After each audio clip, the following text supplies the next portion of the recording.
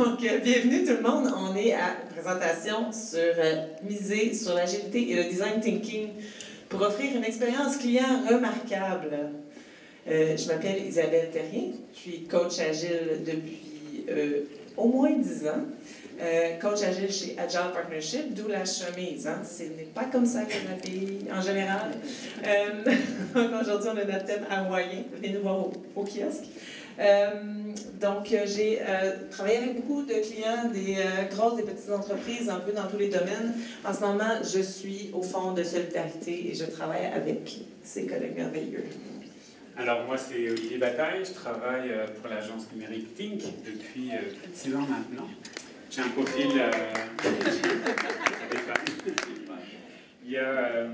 donc, j'ai un profil d'analyste, d'agiliste et plus récemment de service designer thinkingiste. Et puis, je travaille au Fonds de solidarité en mandat depuis 2 ans à peu près. Alain Courville, je suis au Fonds de solidarité depuis un petit peu plus d'1 an. Je suis directeur d'expérience épargnant et également des solutions numériques. Je travaille dans l'agilité, en fait, depuis avant qu'ils appellent ça l'agilité. On peut remonter aussi loin que 2003, mes années chez Bell Canada, où est-ce qu'on appliquait déjà ces principes-là dans nos projets de développement technologique. Alors, ça nous fait plaisir d'être ici aujourd'hui, discuter avec vous de ce merveilleux maillage qui existe entre ces deux méthodes. Olivier, vous avez des questions pour l'audience? Oui. En fait, on va commencer par qui parmi vous connaît déjà ou a entendu parler le design thinking? Pas mal, pas mal. Le service design. Oh, beaucoup moins. Vous allez voir, c'est pas très différent. Et puis l'agilité? Bon, j'espérais ça quand même. Okay. On se doutait bien. On se doutait bien. Fait que, donc c'est ça l'objectif de la rencontre. L'objectif de cette présentation est de vous présenter comment l'agilité et le service design ensemble peuvent nous permettre d'offrir une expérience client vraiment incroyable. Pourquoi? Parce que c'est les mêmes valeurs, à peu près les mêmes principes, et puis les pratiques, les outils de chacune des deux approches se complètent très, très bien. Donc, on va vous raconter notre histoire, qu'est-ce qui se passe au Fonds de solidarité depuis près de 2 ans maintenant. Alors, juste pour vous donner peut-être une petite mise en contexte sur le fond, puis une dernière question. Qui ici a des REER au Fonds de solidarité? Et je suis content que mes collègues lèvent la main. Donc, pour ceux qui ne le savent pas, c'est un acteur majeur dans l'économie québécoise, plus de 14 milliards en actifs sous gestion, avec un petit peu plus au 31 mai, 667 000 épargnants qui, par leur contribution, font tourner l'économie d'ici. Au Fonds de solidarité, il y a un petit peu plus de 2 ans, a parti un projet en pilote de dire qu'on va adopter la méthodologie agile dans le cadre de nos développements technologiques, surtout pour ce qui a trait au développement du site web, donc tout ce qui est numérique. Et en parallèle avec tout ça, d'un point de vue affaires, on s'est posé la question sur comment on fait finalement pour être capable d'avancer puis de donner du rythme aussi à l'agilité. Parce que très souvent, on attend après les unités d'affaires pour fournir des besoins. Alors, comment on fait pour travailler en tandem avec les ressources qui sont en développement, justement pour faire évoluer ces besoins d'affaires-là, puis que le développement se fasse en réponse au marché qui évolue rapidement. Donc, c'est un peu ce qu'on va vous exposer aujourd'hui, finalement, de notre approche, comment on a fait ça. Fait qu'un petit peu de simulation, mais un petit peu d'experience report également. Donc, pourquoi on est là, Alain? Pourquoi tu nous as engagés? Bien, en fait, parce qu'on a une équipe Scrum en place, déjà. Et comme je le disais, on veut se trouver des nouvelles façons d'avancer. Je fais appel à vous pour être capable de venir m'aider et aider le Fonds à résoudre nos problèmes qu'on peut avoir.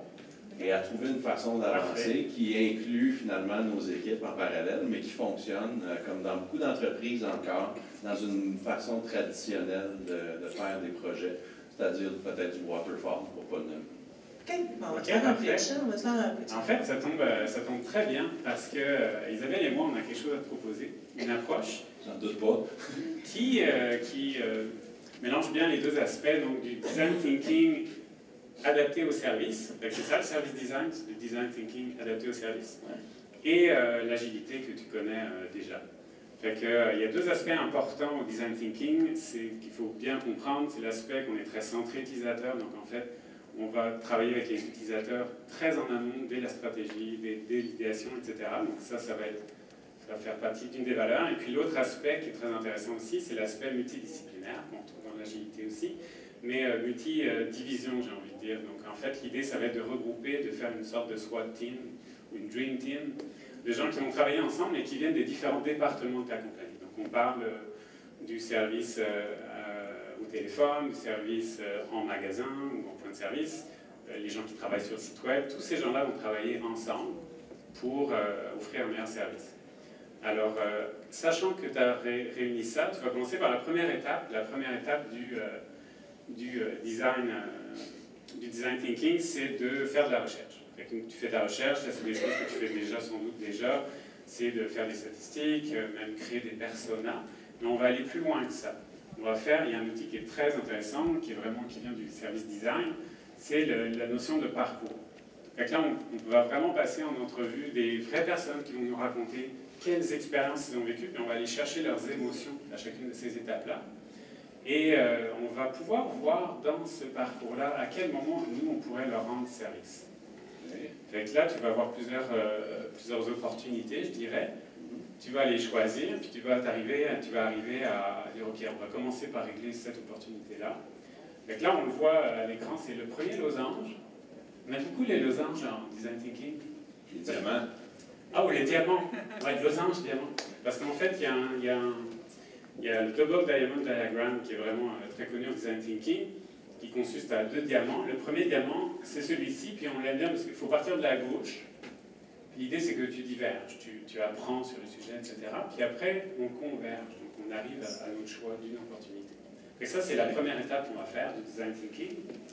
La deuxième étape, c'est là on va imaginer le futur. Donc là, on entame notre deuxième diamant en faisant des brainstorms, en équipe, toujours la même équipe multidisciplinaire dont je parlais tantôt. On va brainstormer, on va même simuler, on va faire du théâtre éventuellement, je vais être l'application mobile, on peut faire ce genre de choses-là pour essayer de valider l'expérience. Et puis, on va utiliser un autre outil qui est très utile à ce moment-là, en fait, en particulier, c'est le Service Blueprint, qui consiste à, OK, on a une expérience qu'on envisage pour le futur, mais on va valider avec les gens qui sont là, qui sont des gens de TI, des architectes, etc., qui connaissent bien aussi les processus internes de la compagnie, valider que ça fait du sens en arrière. Donc là, on a nos 2 diamants, mais c'est là que ça ne s'arrête pas pour nous, et on passe à une pratique. Donc, c'est là qu'on va embarquer l'équipe de réalisation à partir de ce moment-là. On avait déjà des gens de TI impliqués. Donc, on avait des architectes, des gens seniors en TI qui étaient capables d'être la voix technique dans toutes ces idées-là qui brassaient. Maintenant, on va impliquer l'équipe ou les équipes de réalisation, ceux qui vont participer vraiment au processus. Donc, à partir de ce moment-là, on va faire un décollage de projet, évidemment. Donc, histoire de s'aligner sur la vision, d'être sûr qu'on comprend bien aussi ce qui s'est passé en amont, donc toutes les étapes de service design avant. On va, à cette étape-là, faire un user story mapping, on va faire du live design, on va faire un paquet de trucs vraiment cool, et tout ça en une journée. Une journée et demie. On va même avoir un backlog à la fin. On va être prêt à démarrer avec les équipes de réalisation. On va pouvoir implanter ça en Scrum, en n'importe quoi, peu importe. Vous avez déjà une équipe Scrum, donc on pourra faire du Scrum, mais ça pourrait être autre chose aussi. Effectivement, on a l'équipe Scrum. Je comprends, disons, la dernière étape de rentrer en développement, mais les 3 premiers diamants, vous envisagez faire ça en combien de temps? Ou c'est quoi les meilleures pratiques pour faire ça? C'est quoi, 3-4 jours, 5 jours après? 5 jours. Oui, autour de ça. Parce que c'est mieux d'être très, très bref, parce qu'on est très focus, puis on a les gens dans la salle, hein, comme Olivier expliquait. Si on a des gens de tous les départements dans la salle, on n'a pas besoin d'aller faire des approbations et tout. Donc, c'est vraiment efficace. Je comprends le principe d'efficacité, effectivement.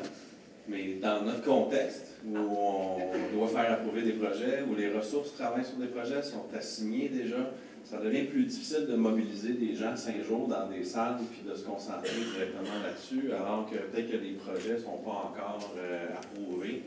À cet égard-là, on a une équipe Scrum, comme vous le savez. Il y a peut-être moyen de travailler avec l'équipe de projet pour libérer des gens pour faire ça. Moi, j'ai une équipe aussi de professionnels qui peut peut-être donner un coup de main. OK. De là à dire que ça se ferait en 5 jours, C'est pas possible? je pense pas que ce soit possible au départ. OK. Comme je le disais, il faut. C'est une culture traditionnelle de fonctionner. On n'est pas encore pleinement en agile à travers toute l'organisation.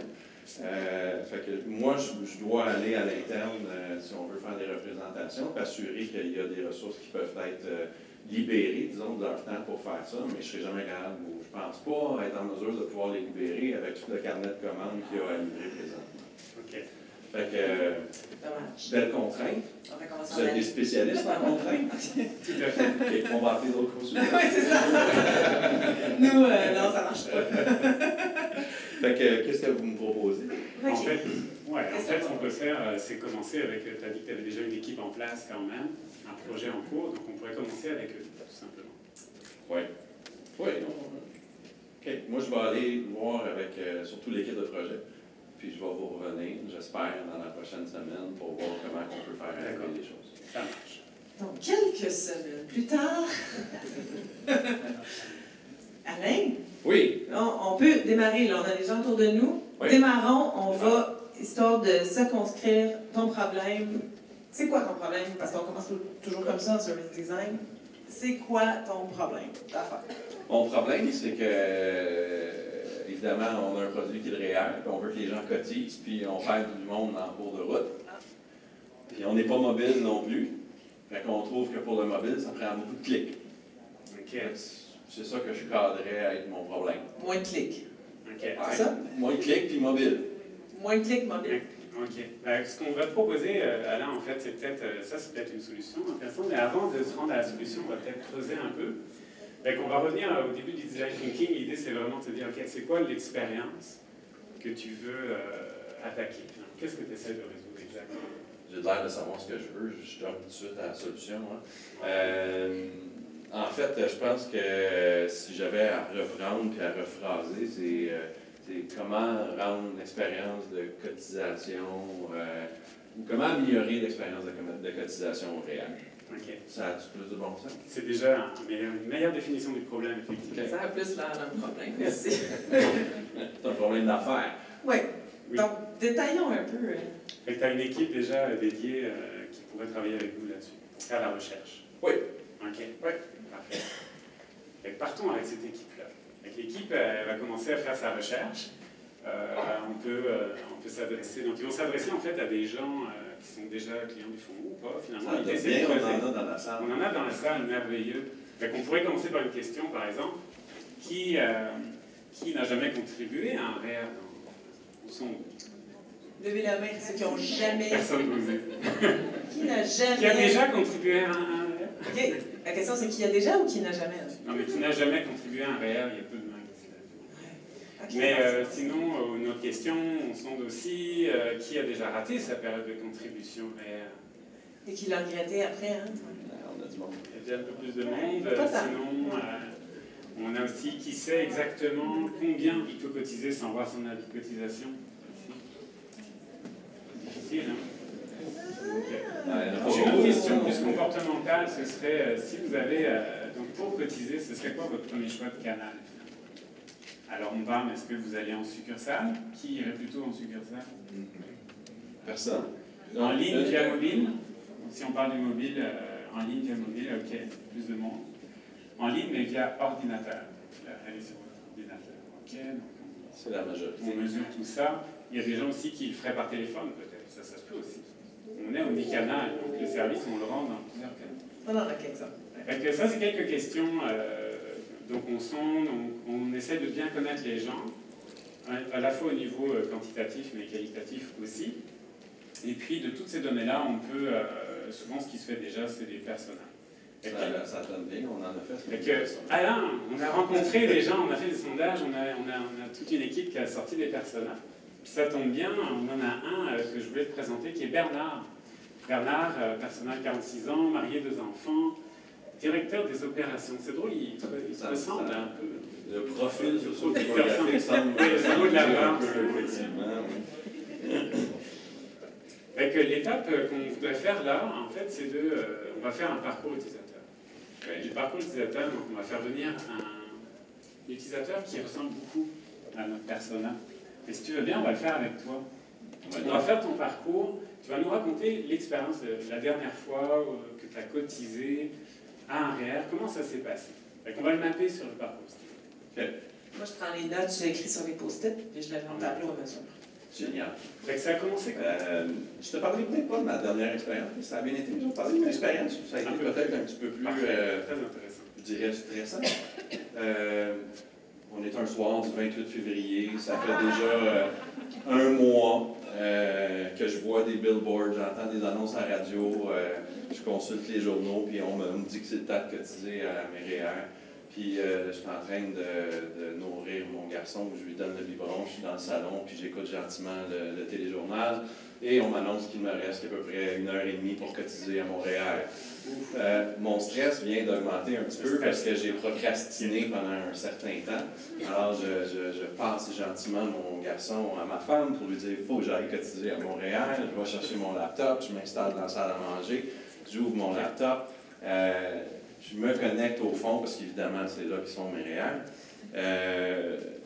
On me dit de cotiser, je pèse sur le bouton, on me demande de me connecter à mon compte. Alors, jusqu'à date, ça va bien. J'ai même un password manager, fait que pas de stress pour m'en souvenir.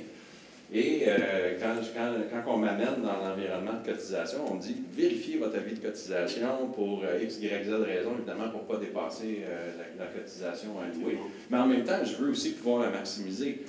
Je suis dans la salle à manger. Je n'ai pas mon avis de cotisation avec moi. Alors, il est où mon avis de cotisation? On est au mois de février, je l'ai probablement reçu quelque part en avril, mai, juin. Il est où? Alors, je m'en vais dans mon classeur d'archives, je fouille dans mon enveloppe de mes derniers impôts. Mon avis de cotisation n'est pas là.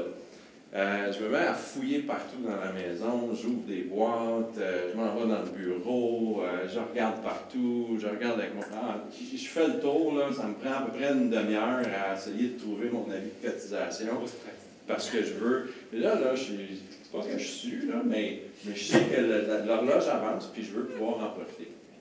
Alors, finalement, je mets la main sur mon avis de cotisation.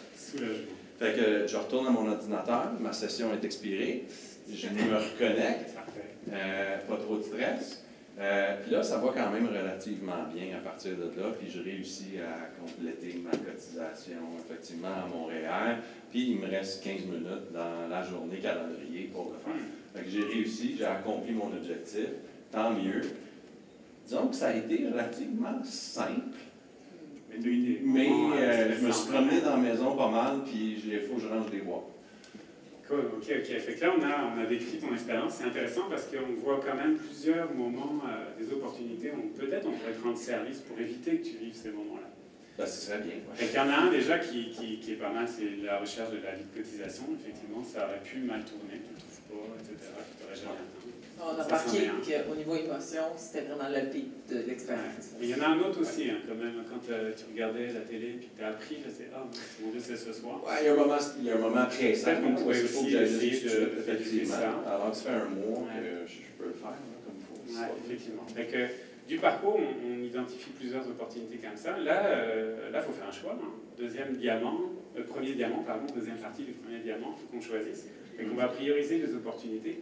Si vous pensez celle qui a le plus de valeur d'affaires, peut-être c'est celle effectivement de la vie de cotisation. Parce que là, si tu ne le trouves pas, ça peut vraiment mal tourner. Donc, est-ce qu'on se concentre sur ce service-là? Commençons par ça. En tant qu'épargnant, si je prends je trouve ça a du bon sens. Oui, je valide qu'on poursuive. OK. Fait qu'on poursuit avec cette idée-là. Avec l'équipe, on fait ça. Ça serait donc merveilleux d'avoir tous les gens pour prendre la décision d'aller dans cette direction-là. Malheureusement, je pense qu'il va falloir aller valider. Il va falloir aller valider avec d'autres gens dans l'organisation. Quelques semaines plus tard. C'est validé. On peut continuer on a entamé notre deuxième diamant. Donc là, on va chercher des solutions. Comment on pourrait aider la personne à ce moment-là? Donc on va faire un remue-ménage, un brainstorm, ensemble. Toujours la fun, ça. Ouais. J'adore faire ça. OK. Qui a une idée, là? Alors, moi, depuis que tu m'as raconté l'histoire, Alain, j'ai vraiment dans la tête, je me dis, la meilleure façon de trouver une lettre dans un fouillis de lettres, c'est qu'elle sente bon. Mon chien était plus Ça sent bon ou... Oui, bien, qu'il y a une odeur. Qu'il y a une odeur. Parce que ça pourrait sentir mauvais, mais je pense que ça ne serait pas super vendeur. La lettre que tu reçois de l'agence de revenus, Ouais, ça pourrait l'aider à retrouver vite dans un paquet. Oui, pas de mauvaise idée, hein, c'est un brainstorm. Non, c'est un brainstorm. Bon, moi, c'est un peu moins rock'n'roll, mais je me disais, quand tu reçois ta lettre en juin, finalement, peut-être si au même moment, à peu près, on t'envoyait un courriel, tu peux recevoir ton avis de cotisation. Mais là, de côté, pour être prêt pour le moment où tu vas cotiser, quelque chose comme ça. Ouais, pour le mettre en ligne aussi. Pour le mettre en ligne aussi. À l'inscrire, ouais. On pourrait inviter les gens à baser sur leur salaire de l'année passée, parce que la contribution réelle, c'est une proportion de salaire. C'est l'idée aussi. Nous, on pourrait prendre leur salaire. Ah oui, c'est vrai, il ne faut pas oublier de noter. Nous, le salaire de l'année passée, on peut peut-être en tenir compte, puis noter tout ça. J'ai aucune idée si c'est faisable, mais il faudrait qu'ils nous le donnent, puis là, on pourrait peut-être, je sais pas. Ou un courriel en janvier, peut-être, comme s'il y avait le temps. Tu sais, un courrier en janvier, il y aurait comme 2 mois pour le trouver. Prépare-toi à cotiser. Oui, par exemple. Un courriel, oui, en même temps. Basé sur la contribution de l'année passée aussi. On pourrait leur rappeler leur contribution de l'année dernière. C'est fou. Ah, il y a une idée de... il y a un utilisateur qui est autour de la table. Merci. Moi, je dirais, prenez une photo de votre ami que vous faites, regardez-le dans votre téléphone. Quelle bonne idée! C'est magnifique. Ça, c'est simple. C'est très MVP. Hein. C'est génial. Pour tous les gens qui ont des téléphones, c'est extraordinaire. Après, il y a des gens qui ne sont pas à l'aise. Les téléphones, peut-être des appels sortants, un dialogue au téléphone aussi. D'autres idées? Parce que moi, j'aime ça. Là, Oui? Moi, j'aurais informé monsieur que la date de cotisation réelle, c'est pas le 28 février, c'est le 1er mars. Il y a encore 24 heures. Ça dépend des années, par contre. Il y a des années, c'est le 28. Mais oui, d'autres idées? Oui. Se connecter à la site. Se connecter. Quelle idée de génie! Non, ça, c'est vraiment une idée de génie. C'est vraiment, vraiment génial. D'autres idées comme ça? Mais non, moi, j'ai eu d'autres idées là, sur le téléphone. On pourrait appeler les gens. Carrément. Parce que tu sais, c'est bien beau, c'est web et tout, là, mais tu sais, le bon vieux téléphone, ça marche aussi. Là. Comme un ami qui dit as-tu pensé, là, il ne te reste plus qu'un. Exact. On pourrait mettre un message sur le site web, point à la ligne. Quand les gens viennent voir le site, on a un petit il y a pas mal d'idées. Il y a pas mal d'idées. Excellent. Ce qu'on va faire maintenant, on va essayer. J'aime l'idée de monsieur. Mais je pense qu'on va la garder celle-là. On pourrait décider de faire ça. Mais on pourrait lier le site de l'ARC à celui du fonds. Ça serait peut-être. Techniquement, on bonifierait l'idée. Je pense que ça serait vraiment génial. Donc là, on est rendu à choisir une idée. Fait que là, ça peut être un mix, on disait. La liaison, l'idée c'est d'avoir la cotisation. Donc je pense que tu le reçois en juin, d'avoir un message qui dit viens donc lier, viens de recevoir ton avis de cotisation, viens donc le lier sur le site du fonds. Excellent. Mais là, on explore ça. Encore une fois, il va falloir valider avec les architectes. Architecte de sécurité, architecte de solution, architecte de toute la gang d'architectes. Les architectes d'information. On fait un atelier avec tous ces gens-là. Oui. C'est-tu faisable? Oui, est-ce que c'est faisable? Je pense que c'est faisable, mais il faut que je retourne à l'interne et aller mobiliser des gens. L'équipe Scrum, je pense pas que ça va être un problème parce qu'ils sont quand même dédiés à ça, parce qu'ils travaillent sur une solution numérique. Ça tombe dans le projet numérique, fait que ça devrait pouvoir se faire. On va en parler avec notre coordonnateur de projet. Mais pour les autres architectes de solutions, de sécurité, de contenu, d'information, et tout ça, quelques semaines. Laissez-moi vous revenir. OK, c'est ça. Quelques semaines plus tard. Quelques semaines plus tard. Fait qu'Alain, on a rencontré, on a fait l'atelier, ça s'est très bien passé. Les gens aimaient ça, collaborer ensemble. Et on a fait ce qu'on appelle un service blueprint. Fait que le service blueprint, ce qui est bien, c'est qu'on reprend nos post-it, on refait l'expérience envisagée, l'expérience future, mais on valide avec les gens qui sont là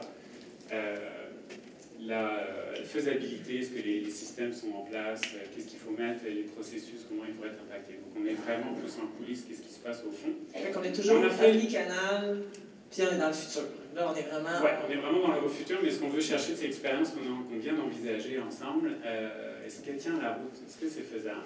Puis la bonne nouvelle, c'est qu'on a fait le service blueprint qui apparaît tranquillement. Alors l'expérience commence donc en juin. On l'a dit tantôt, tu reçois ton courriel. Pour que ça arrive, il va falloir que l'équipe marketing, grâce au CRM, etc., il n'y ait pas de problème. Ils vont pouvoir faire les envois de courriel.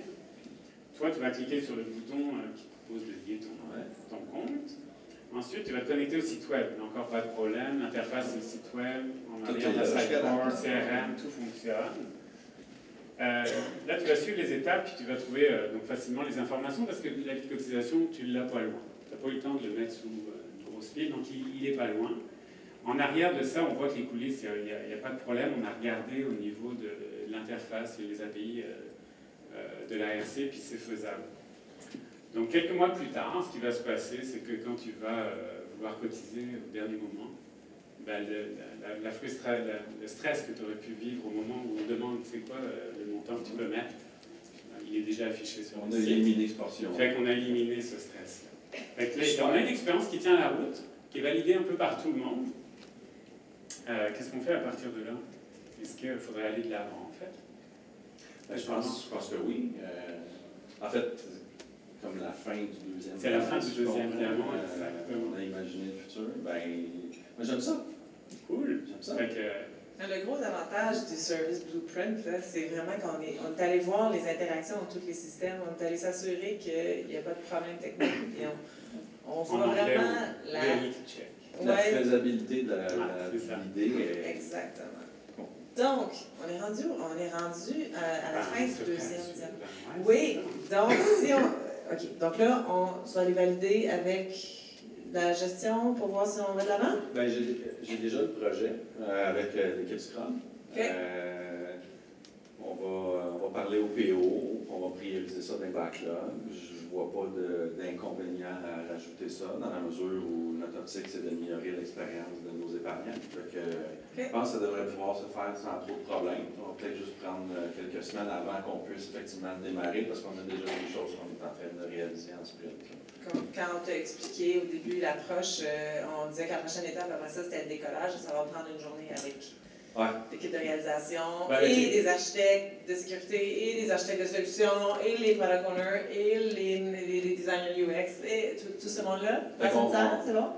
Pour l'équipe Scrum, je pense pas que ce soit un problème. On va quand même aller chercher, faut le céduler, il faut aller chercher les gens, puis s'assurer qu'ils sont libérés pour ça. Fait que, il faut revenir le plus rapidement possible avec tout ça. Donc, quelques semaines plus tard, et c'est maintenant qu'on sort un peu de la simulation, parce que là, je vais vous expliquer, en fait, que ce qu'on vient de vous montrer, cette simulation-là, c'est pas sur ce projet-là exactement, mais c'est ce qui se passe au fond en ce moment. Donc, avec les quelques semaines plus tard, les délais et tout, mais on utilise cette approche-là au fond en ce moment. Et l'étape qui vient, c'est là que l'agilité embarque, si on veut, là, même si les valeurs agiles sont partout à partir du début du premier losange. Là.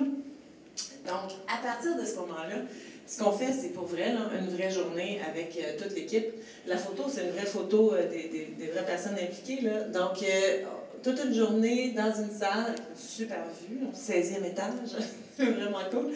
Donc, toute la journée à travailler avec tout plein d'outils, avec évidemment des post-it et compagnie, là, mais on a, donc au début de la journée, on s'aligne sur la vision.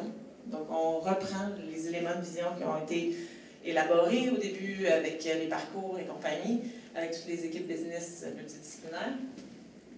On s'assure qu'on a des objectifs d'affaires. On va s'assurer qu'on connaît l'équipe et qui sont les intervenants autour. Et puis, vous devriez voir une des images qu'on a, il y a à peu près 15 à 20 intervenants autour de l'équipe de réalisation. C'est quand même complexe comme système. On va aussi se mettre au courant de ce qui a été fait dans toute l'étape de recherche, celle du premier losange. Donc, la recherche, les personas qui ont été développés avec des vraies données, des vraies recherches marché, finalement. Ensuite, il y a les étapes vraiment interactives où toute l'équipe est mise à profit. Donc, on va faire du live design. Le live design, c'est du prototypage papier, en gros. Mais c'est un outil qui vient du design thinking. Donc, ça aussi, c'est vraiment intéressant ce qu'on fait à cette étape-là. C'est la créativité à son max. On rêve, on imagine les interfaces les plus fun, les plus pétées possibles. Puis on fait ça avec la pâte à modeler, des curpics et des post-it. C'est vraiment le fun. Donc en solo, après ça, en équipe de 4, après ça, en groupe, on a déjà fait à 20. Donc, puis les meilleures idées ne viennent pas nécessairement des designers. Hein. Ça vient souvent de de personnes qu'on s'en attend pas en tout.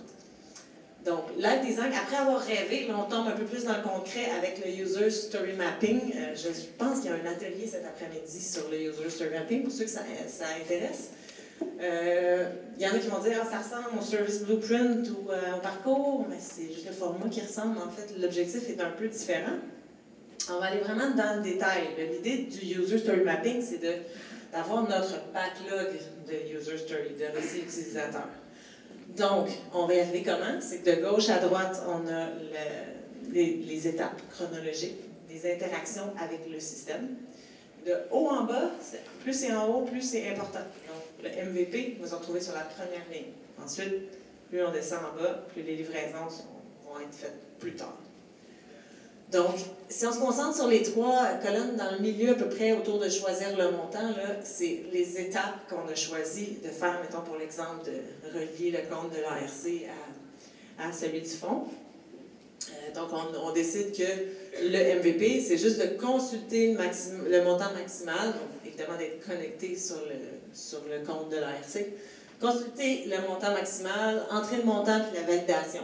Il n'y a pas de notification, il y a très très peu de gestion d'erreurs, il n'y a pas de notion de récurrence non plus. Fait que, on va y aller avec un MVP très très simple. Ça, c'est l'étape User Story Mapping. Après ça... Isabelle, oui? excuse-moi. Oui. Comment on fait pour valider que ça correspond à ce que finalement l'utilisateur veut avoir vraiment? Entre le moment de la recherche, le choix de la cotisation, puis la solution qui ressort. C'est intéressant. C'est intéressant que tu poses la question parce que, comme j'allais dire, en fait, les équipes de développement, d'habitude, ils commencent tout de suite après, en général. Mais là, au fond, on a ajouté cette étape-là, qui est cool, c'est d'aller faire des tests utilisateurs avec des maquettes. Je suis sûre qu'il y en a plusieurs d'entre vous qui font déjà ça, mais nous autres, on le met exactement là, après le User Story Mapping, après le décollage, avant le début du travail avec l'équipe de réalisation. Donc, c'est pour ça qu'en ce moment, il y a une équipe qui est responsable de faire ça, non seulement de monter les maquettes, d'aller poser toutes les questions de besoin d'affaires à tous les intervenants dans l'organisation. Cette étape-là, je vais dire malheureusement, elle dure de 3 à 8 semaines. On va essayer, notre but, un des buts qu'on a, c'est vraiment de réduire cette durée-là, mais en ce moment, c'est le cas parce que c'est complexe, parce qu'il y a beaucoup de projets en même temps. On implique l'équipe d'organisation à quelques reprises dans cette période-là de 3 à 8 semaines par des raffinements de produits, tout simplement, les fameux grooming, backlog maintenance. C'est là aussi qu'on va chercher des expertises opérationnelles au sein de l'organisation, que ce soit au niveau du centre d'appel, que ce soit au niveau du légal, pour s'assurer que la solution qui va être mise en place ou imaginée répond aux contraintes ou aux réalités opérationnelles de l'organisation. Et à un moment donné, il y a de l'implémentation qui se fait. Donc, nous, c'est en Scrum, 2 équipes d'organisation qui sont en charge de tout numérique, le site web et compagnie. Donc, qui livrent à toutes les 2 semaines. C'est assez classique. Pas grand-chose à ajouter là-dessus. Donc, voilà. Donc, implémentation agile. On est déjà rendu là. Mais elle est longue, la conclusion. C'est long.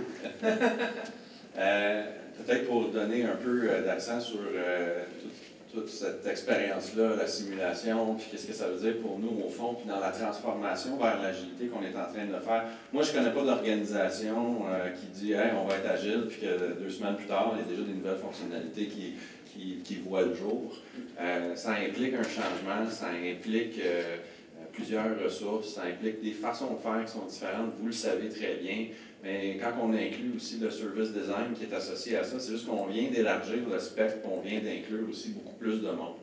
Quand on est un petit start-up et qu'on développe un petit produit, c'est facile, mais quand on est une grosse organisation, qu'il y a des structures puis des façons de faire, bien, il faut faire des changements puis il faut les adopter correctement parce que changer trop vite, bien, il peut avoir l'effet pervers aussi qu'on n'accomplit pas nos objectifs. Juste rapidement, notre expérience, c'est qu'on a 11 parcours actuels qui sont définis. On a fait plein de variantes aussi de 8 autres parcours qui nous en donnent à peu près une vingtaine. Donc, les tests que Olivier mentionnait qu'on fait en cours de route nous permettent d'avoir ces petites variantes-là, puis de tester différents scénarios d'exception, puis de comprendre aussi qu'est-ce que ça peut vouloir dire du côté de nos systèmes. Donc, en interaction bidirectionnel finalement, que ce soit avec des analystes d'affaires ou avec des gens de système. Il y a 2 parcours sur 8 qui sont en réalisation. À l'heure actuelle, on est sur un gros programme, ça inclut à peu près une centaine de personnes, c'est 5 projets. Il y a un projet agile, mais tous les autres projets sont en mode waterfall. Donc, vous pouvez comprendre un peu les interactions qui doivent survenir, parce qu'on doit prévoir, même nous, en tant qu'équipe agile, des choses à l'avance pour être capable de dire à nos autres partenaires, les autres projets, de dire on va faire quelque chose qui va ressembler à ça. Mais pour eux, c'est peut-être pas assez bien défini, fait qu'il faut le scruter, mais ça augmente beaucoup la relation entre les projets puis en cours de route. On remarque aussi de ça, c'est que le projet Agile a tendance aussi à s'adapter beaucoup plus souvent que les autres projets, ce qui est correct quand on est en Agile. Finalement, en conclusion de tout ça, comme je le disais tantôt, ça ne se fait pas du jour au lendemain. Du moment où on a commencé à travailler là-dessus jusqu'à la livraison, on parle de 2 ans. C'est gros, mais c'est complexe ce qu'on est en train de faire, puis ça touche à beaucoup de systèmes. Des systèmes patrimoniaux qui ne se changent pas toujours du jour au lendemain non plus. Ça pose des défis, mais c'est quelque chose qu'on est en train de tendre à réduire. Puis l'objectif, c'est de dire que le jour où on va commencer à travailler sur un élément, bien, 6 semaines plus tard ou 8 semaines plus tard, bien, il va voir le jour. Donc, il va être en marché. C'est là-dessus qu'on est en train de travailler présentement. C'est pas juste de la business, c'est pas juste du développement, mais c'est aussi de l'infrastructure, du déploiement des systèmes. Fait que ça touche à énormément de parts de l'organisation. Une grosse initiative DevOps, entre autres, là, où on va automatiser un paquet d'affaires. C'est sûr que les enjeux d'avoir un si long délai entre le début d'un parcours et puis l'implémentation, en fait la livraison en production, mais vous savez, en gros, là, plus qu'il y en a en même temps, plus c'est difficile d'aller chercher les intervenants. Tu sais, quand on disait qu'il faut que ce soit multidisciplinaire, faire des ateliers et tout, en ce moment, c'est difficile d'aller chercher les gens parce qu'ils ne sont pas du tout focus sur ce qu'on va livrer dans 1 an et demi. Ils sont focus sur ce qu'ils vont livrer maintenant. Tu sais, les architectes ont des demandes urgentes. Il faut travailler sur trouver une solution à un problème actuel. On ne vient pas les déranger pour ce qui va se passer dans 1 mois, 1 an et demi. Fait que l'idée, c'est vraiment de diminuer le nombre de projets en même temps, le nombre de parcours, puis de ramener toute l'organisation à focusser sur moins de choses en même temps. Un autre enjeu, c'est évidemment le time to market qui est très, très, très long, donc ça ne nous permet pas d'être aussi réactifs sur le marché. Oui, puis quand le time to market est plus long, bien, vous vous attendez à plus en tant qu'épargnant, puis on ne vous donne peut-être pas ça assez rapidement, mais en même temps, le marché évolue, la compétition bouge aussi à leur propre rythme, puis la solution qu'on va avoir imaginée, mais qui est en parallèle avec d'autres projets qui sont en waterfall, bien, on va être super content de la lancer, mais elle ne sera peut-être plus actuelle rendue là. Fait que ça nous pose aussi des défis de notre côté, qui, on le dit des fois, tombez pas en amour avec votre idée, c'est ça qu'on fait, puis éventuellement, ben, ça va changer, puis on va avoir l'opportunité d'évoluer une fois que ça va être mis en place. Ce que tu viens de parler, ne tombez pas en amour avec votre idée, en fait, ça a un nom, ça s'appelle le sunk cost bias. C'est le fait de s'investir tellement émotionnellement dans nos artefacts, dans les parcours, les blueprints, les user story maps et compagnie, les backlogs, qu'on ne veut plus rejeter du revers de la main 50% de la solution parce qu'on vient de la tester et qu'elle n'est pas bonne. Ça peut arriver. Il y a plusieurs étapes de validation. À chaque losange qui se termine, il y a de la validation. Il y a une forme de test utilisateur qui se fait, mais l'ultime test, il est en production. Puis, on peut essayer avec des premières versions en production. Des fois, on se rend compte que ça ne marchait pas en tout, malgré tous les tests qu'on a fait avec des prototypes papier ou des maquettes UX. Donc, c'est un peu un biais cognitif qu'on a quand on a passé autant de temps à préparer quelque chose, de ne pas faire un choix rationnel pour le futur, dans le fond, mais de dire, non, on a passé tellement de temps là-dessus, c'est sûr que c'est la bonne solution. T'sais. Donc, ça, c'est un autre des dangers. Puis aussi, le fameux analysis paralysis, si on passe beaucoup de temps, mais même il y en a qui vont dire, mais non, 4-5 jours, tu sais. Même moi, la première, là, je pense qu'il y a 1 an ou 2, vous m'auriez demandé 5 jours pour démarrer un projet, ça va être trop long, on est capable de faire ça en 1 journée. Tu sais, mais non, en fait, c'est qu'il y a quand même des gros avantages à aller penser l'expérience client de façon globale, de façon omnicanale. Puis l'analysis paralysis arrive quand on passe trop de temps à boucler sur les mêmes choses, puis à valider en interne, puis pas à le tester, l'application vraiment en production. Ou avec au moins des tests utilisateurs. T'sais. Donc voilà, Ouais, c'est ce que je voulais dire là-dessus. Oui, c'est ça. Fait que là, on va terminer par un petit résumé d'un peu tout ce qu'on vient de dire. Première slide, c'est l'apport du service design à l'agilité. On en a parlé, c'est le côté d'être très centré utilisateur. Tu viens de le redire, on veut tester le plus souvent possible. Et ce qui est intéressant aussi, c'est qu'on va chercher ses émotions. Tout ça, ça crée un sentiment d'empathie, en fait. Les gens qui travaillent sur le projet, quand tu vois l'utilisateur final utiliser ce que tu développes, c'est très fort.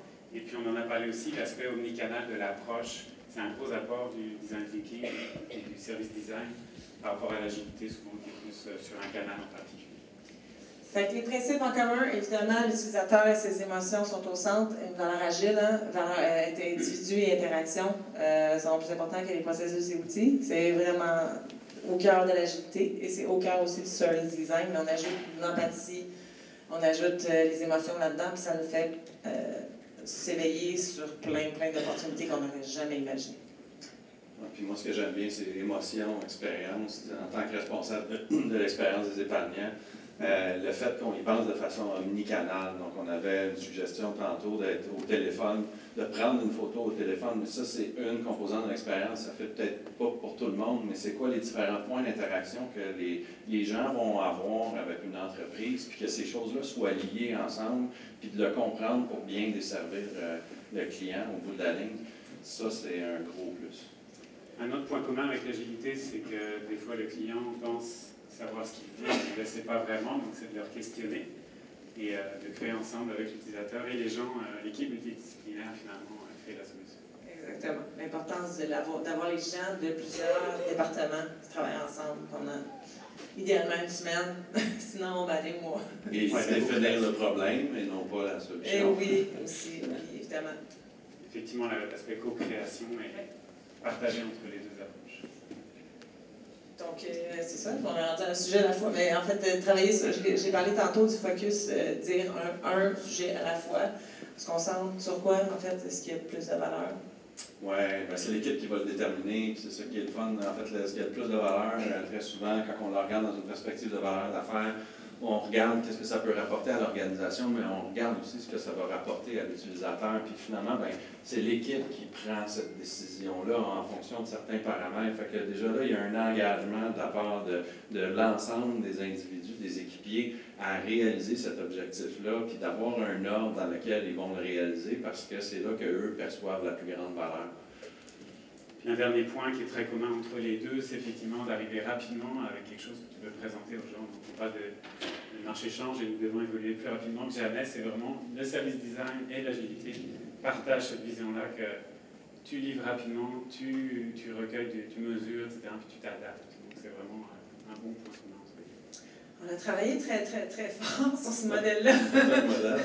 Ça a nécessité beaucoup de discussions. C'est comme un monde idéal, dans le fond. C'est notre modèle. C'est le modèle de ce qu'on fait. Ça ne dit pas là, la durée ou le nombre de jours ou quoi que ce soit. C'est vraiment le modèle théorique de ce qu'on vous a présenté. C'est une approche. Oui, c'est une approche. Donc, très inspirée des doubles diamants. Justement, du double diamant, on est rendu à 4. On est rendu à 4 diamants, mais à chaque fois, convergence, divergence. Toujours le même concept, effectivement. Et pour terminer les 3 étapes, on peut brièvement parler du premier losange. Oui, c'est celui que j'aime bien. Peter Drucker disait on ne peut pas améliorer ce qu'on ne mesure pas, mais ça, c'est l'élément de recherche. C'est de comprendre le présent. Comprendre le présent va nous permettre de savoir c'est quoi qui se passe pour être capable de valider puis d'approuver basé sur des faits. De dire que, oui, j'aime telle affaire ou je pense que ça prend trop de clics, comme j'ai pu le dire tantôt. Ça, c'est mon intuition personnelle. Moi, j'appelle ça le focus group of one, puis ça veut rien dire. Alors, sortez, posez des questions, validez. Une fois que vous avez compris avec différents outils ce qui se passe actuellement, bien, soyez curieux de façon positive, faire creuser encore. Dans notre modèle, ce qu'on dit, c'est que il y a un feedback loop. On a le droit de retourner et de recommencer à diverger si on ne pense pas avoir la bonne solution ou la bonne opportunité à ce moment-là. Pour le deuxième losange, en fait, là, on liste des outils qui sont utilisés. On en a parlé. On va partager de toute façon la présentation. Fait que vous pourrez consulter. Vous avez compris, le deuxième losange, c'est l'aspect création de futur. On a des outils très intéressants à cette étape-là. Et le troisième qui vient de l'agilité, en fait. Mais il y a du mélange là-dedans déjà. Il y a du UX, il y a du live design, mais beaucoup le lift-off, évidemment, le décollage de projet. On parle de Scrum, on parle de tous les outils de Lean Startup et compagnie qui servent à détailler ce qui s'en vient avec l'équipe de réalisation. Donc, c'est le troisième losange. Voilà, le modèle est là. Bien, comme Olivier vient vous dire, on va publier ça sur le site de l'Agitour. On va l'envoyer aux organisateurs pour qu'ils puissent le publier. Ça se conclut ici. Merci beaucoup.